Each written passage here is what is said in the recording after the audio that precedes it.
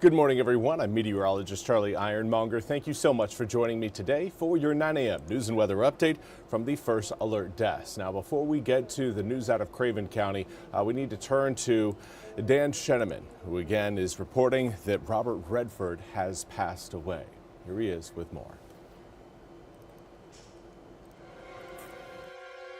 As an actor, Robert Redford looked like a natural.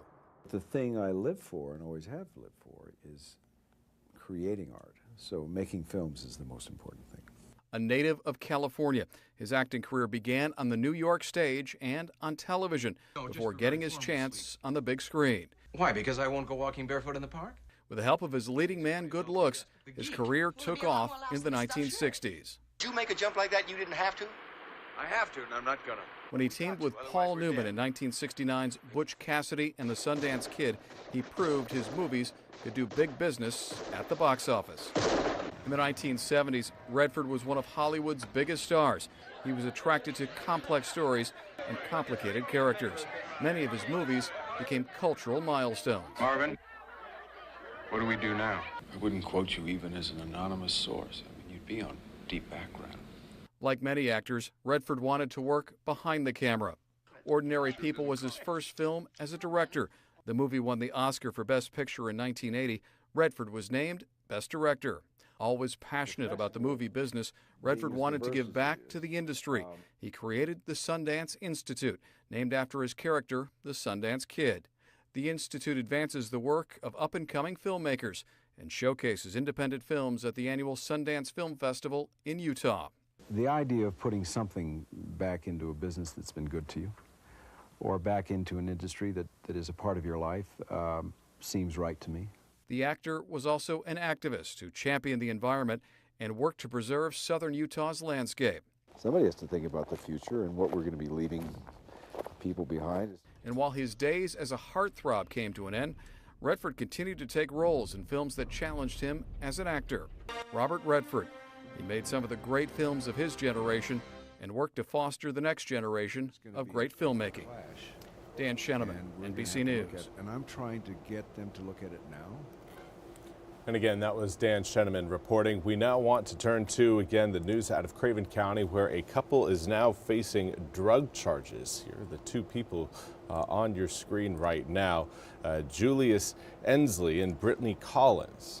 According to Craven County Sheriff's Office, deputies pulled 52-year-old Julius Ensley and 37-year-old Brittany Collins over on Highway 55 at Dover Road on Saturday. Now, during the stop, deputies found cocaine and drug paraphernalia. Both were charged with possession of cocaine and possession of drug paraphernalia. Ensley and Collins were taken to the Craven County Detention Center, where they both posted $5,000 bonds. And now we want to turn to your weather forecast. Again, it is a first alert weather day today due to the rain showers we've got expected to continue to pour across eastern North Carolina. So far this morning, though, the bulk of the rain is set up just off the coast. It has been one of those mornings where some areas, again, have certainly seen some rain showers come down. You're seeing, again, that band there stretching from really Edenton down across Phelps Lake into portions of really Hyde County, at least the western side of Lake Mattamuskeet down towards Swan Quarter, and then even extends over portions of Craven County, now Carteret County. Those showers continue to push a little bit further southward. Overall, though, again, for the rest of the day, I'm anticipating the heaviest or the best chance of rain will occur along the north side of the Albemarle Sound. So those of you watching around Elizabeth City, I do believe you guys are going to be experiencing the heaviest out of this once that kind of center of rain starts to move back on shore. Right now in Washington, we've got 63 degrees, northwesterly winds at 8 miles an hour, dew point in the low 60s. Feels pretty comfortable outside, not too hot out there. Right now, low to mid 60s for many inland areas, but as you get closer to the water, you're seeing more of the upper 60s mix in. Stumpy Point right now coming in at 70 degrees, but winds out of the northwest, again, keeping that humidity low, but there you can clearly see where that area of low pressure is. And that's the cause of the rain, the wind, the clouds, it all. It's really the source of our weather is that low pressure system, and that low is going to gradually try to work its way a little bit further to the west-northwest, so kind of heading towards Virginia Beach, Norfolk areas. So that means that we're going to be on the backside of this system a little bit longer. We may see winds a little bit more out of the northwest coming up later on today. Right now we've got northwesterly winds, so we may see a little bit of an adjustment there, but winds will stay strong throughout the area today. Strongest winds though around the Albemarle Sound. It's what we're seeing right now. It's what we expect to continue throughout most of the day.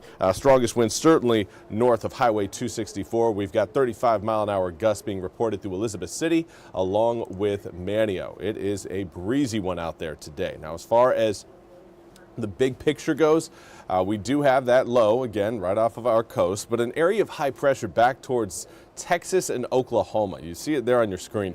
That's going to be essentially the solution to our rain problems. Now, that low, there you can see it kind of starting to pull away from the Chesapeake Bay area as we head into tomorrow morning. That again is expected to reduce the rain chances over eastern North Carolina and decrease the cloud cover. Now, the cloud cover is really going to start to fall apart when you have that high pressure system moving in, something again that will lead us to a very sunny Friday and even a warmer Saturday. Now, here's a look at what we've got brewing in the Atlantic.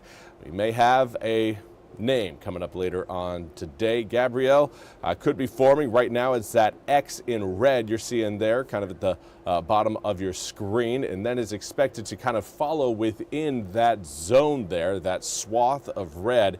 Right now the impacts to eastern North Carolina over the next 7 days don't look existent. Doesn't look like we're going to see anything over the next 7 days. However, if we continue to see that track work its way south of Bermuda, then we need to pay a little bit more attention to this system. Again, an official track has yet to be put out. The system has yet to be even named, but it's something, again, that I know a lot of you are probably wondering and asking, is that one we need to worry about? Right now, no. But it is still very early in that process, so we will see how the next few days shake out. Then there's another one behind it, another weak area of concern. The Hurricane Center is placing a 20% chance of tropical development on over the next 7 days. Again, that one's not going to get anywhere close to eastern North Carolina over the next 7 days, so that one we'll just keep an eye on, but certainly not worry about. For today, we've taken rain chances down a bit because most of that rain right now is set up off the coast, and if that low stays off the coast, we really aren't going to be seeing much out of it other than, again, a few spot showers here and there. But again, if it does move onshore, then again, Elizabeth City is likely going to be seeing some very heavy rain showers and possibly some pretty heavy rainfall totals as well. 67 degrees today, turns 63 later on tonight. Back up into the mid-70s for tomorrow. Rain showers a little bit more sparse and light for your Wednesday. And then Thursday, we're really starting to dry out. Certainly seeing more sunshine coming up on Thursday. And by Friday and even Saturday, we're back to completely sunny skies. Humidity should stay low-ish at this point. Normally we would anticipate dew points in the upper 60s this time of year, so the mid 60s is certainly acceptable. We will take it, no problem at all. 86 degrees Friday, 84 on Saturday, and then we cool off a bit on Sunday as another weak rainmaker tries to work its way into the east.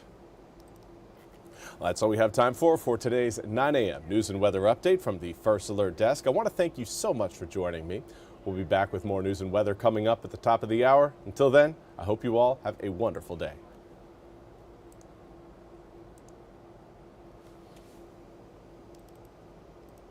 This hour of the WITN First Alert Desk is sponsored by ENC Pirate Realty.